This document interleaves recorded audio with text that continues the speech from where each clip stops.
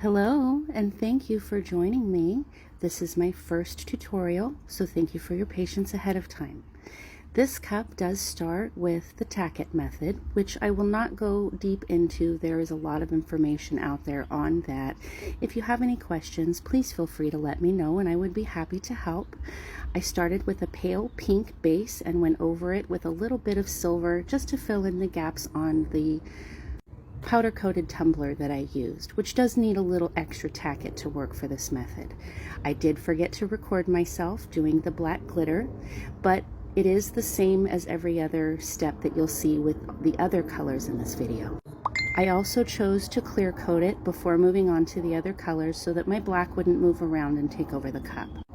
Because we are not burnishing the glitter into the tacket in this particular method, you don't have to wait for the tacket to dry to apply the glitter, but you do want to make sure that it dries before moving on to the next color or dusting the glitter off. I used a needle tip bottle with tacket and about 25% water. That's my personal preference. It works in different ways for different people, and that's okay. Most important is to just be aware of the placement of your lines so that you can get an even distribution of your colors. As with many similar methods, you'll start with the darkest color of glitter first and move on to the lighter colors. So I started with black, I moved on to a mauve pink, and then a charcoal gray. I think those were kind of similar in hue, so I didn't worry about which one I did first, and then I moved on to my silver. You will also notice in this video that I am going back and forth between two cups. I made one originally and was asked to do two more, and I love being able to do two cups at the same time when using tacket so that I have something to work on while I'm waiting for one coat to dry. This style of cup could be made with any palette of colors. I personally chose the pale pink with the black, charcoal, silver, but you really could do it with any of them. The bottom is done the same way. I stayed within my cavity, within the rim, so that I wouldn't cause a problem with keeping my cup flat once it's epoxied. The only difference with the bottom and the outside of the cup is that I chose to overlap them in sort of a plaid style, but you can do this part however you'd like.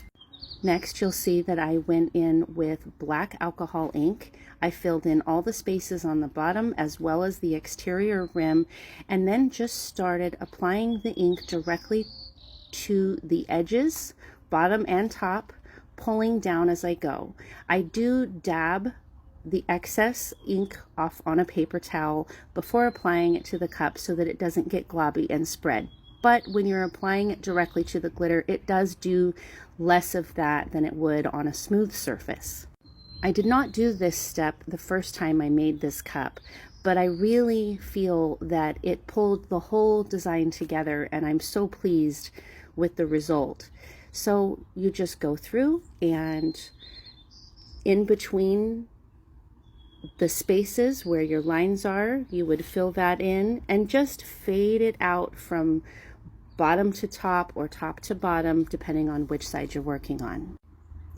I used 2 to 3 coats of epoxy, and then I'll go back in with my foils, as you'll see here. You can use this tool if you choose to. I started with it and then didn't continue with it. I didn't really feel the need. The only difference is that it will help keep the tacket flatter and more smooth, but you're still going to wait for it to dry to apply the foil, and it doesn't make a huge difference either way. I will say, however, that it left me with slight ridging around the cup due to the design. I personally wasn't bothered by that, but if it bothers you, I would recommend continuing to use the brush and not allowing it to have that sort of limited 3D effect. Again, I started with the black foil, waited for the tacket to dry, and then I would go in with the pink and the silver. I did not use a charcoal or pewter foil on this cup. Now, I don't want to cover up all my glitter here, but there is a portion of it that will be covered up by the foil.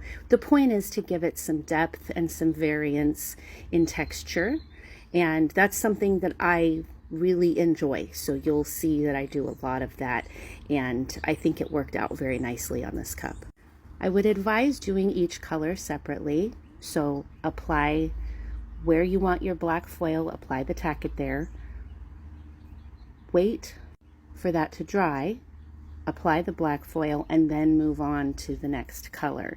If you try to put all of your lines in with the tacket and do the colors all at one time, you're going to lose track of where you're trying to apply the foil, and it would be a bit of a mess that way, I think. So the cup does take a bit of patience, and it's good to have another project going on at the same time so that you can walk away and have something to do while the tacket dries, and then come back. And be sure to leave a little bit of an open space in your design if you plan on putting a name or a decal there, so that you don't risk having it get lost in the design. I'll also share that the foils I used on this cup were deco foil from ThermoWeb. However, I do also use nail foils in other designs. I just chose to use the ones that I had from deco foil for this particular design. I really like the quality of foil and the various colors that they have available. The little blue tool that I'm using to burnish the foil onto the tacket was just a cheap little tool that came in a packet of something I bought a long time ago, but I really like that it has the hard side and then the soft side where it's got a piece of soft material over it. It comes in very handy, but you can use anything. You can use your finger, but you would have to apply a good amount of pressure to make sure that you get as much of the foil onto the tacket as possible. You'll also notice that I used my heat gun to increase the dry time of the tacket. Just be careful so that it doesn't bubble on you and dry it out. As you can see here, I'm going in with the silver. So this is my last color, finishing it up, and it'll be ready for epoxy very soon. As we speed through the rest of this, I'll just share the glitter colors that I used, but again, any color palette will work for this design. And I'll also say that most of my glitter was collected long before I knew of all of the wonderful small companies out there that I like to support. So with that being said, the base of this cup is Babe by the Glitter Guy with a little bit of meteor shower. As I said, the powder coated cups leave a little bit of gapping, just slightly, and I didn't use tacket with the meteor shower, with the silver. I just poured it on and rubbed it in, and it filled those spaces in a different kind of way, and I really liked the look of it. The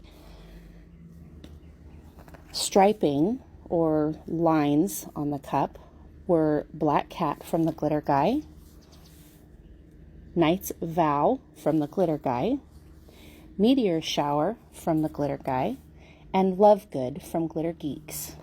At this point, our design is finished and it's time to epoxy.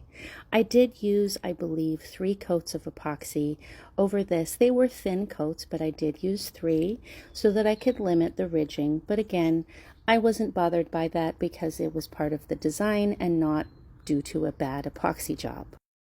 And here's our finished product. You'll see both cups here. Both are a little bit different, but still the same design. I left different spaces for the names because they were at different lengths. Thank you for watching. I'm so excited to have completed this. Let me know what you think.